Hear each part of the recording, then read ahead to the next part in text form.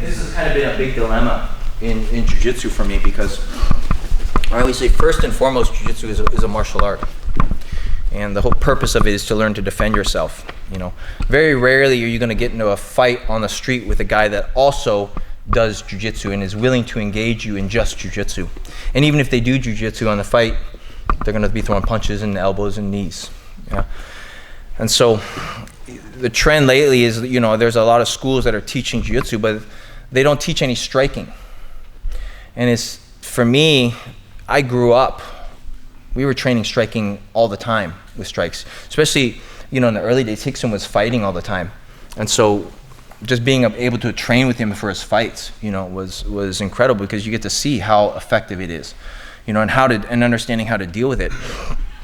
That was always a part of Jiu-Jitsu, and just till recently now, schools don't even train with strike anymore.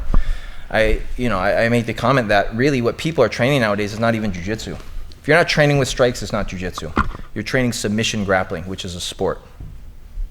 You know, unfortunately, it's a different art, because imagine if you take karate and you take all the kicks out of karate, you still training karate?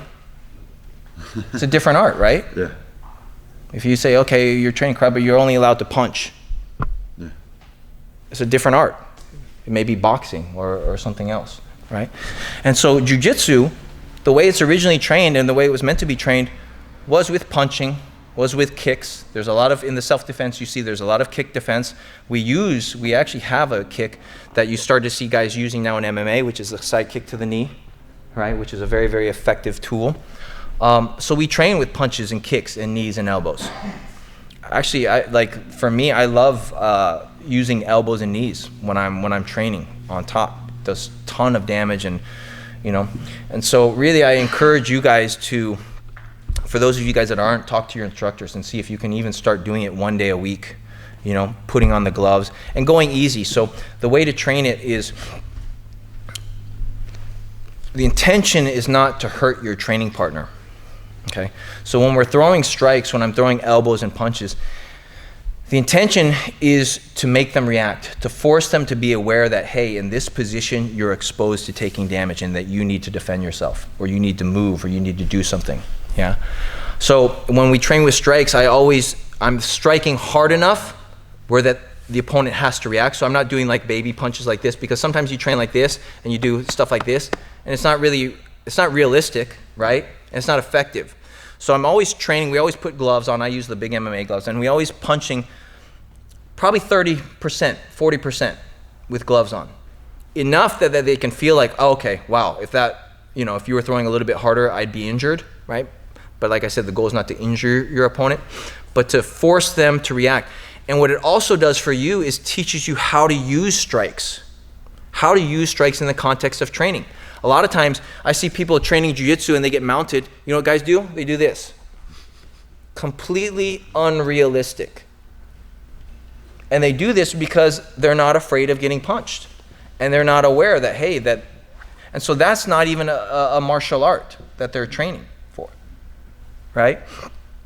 So it teaches you also how to use the strikes. And, you know, Carlos Condit said it in his post-fight interview. It was the punch that made me turn and give my back. So the striking will get people to do things that they normally would not do. So it's beneficial for your training partner. And I always tell the guys getting punched, this is good for you. It's helping you learn. It's helping you be aware. And it's also good for me, because I want to learn. If I have more tools available to me to help me when I'm in a fight, why not learn to use them? Right? You guys are learning how to go for an arm lock from the guard and a triangle from the guard and a guillotine from the guard.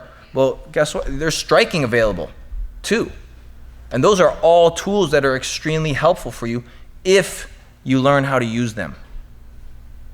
And if you don't train it, you won't use it when it comes time when you need it. That's the whole purpose of training, right? Is so that when it comes time, it's already there. You've already been through that experience and you know how to use all these tools.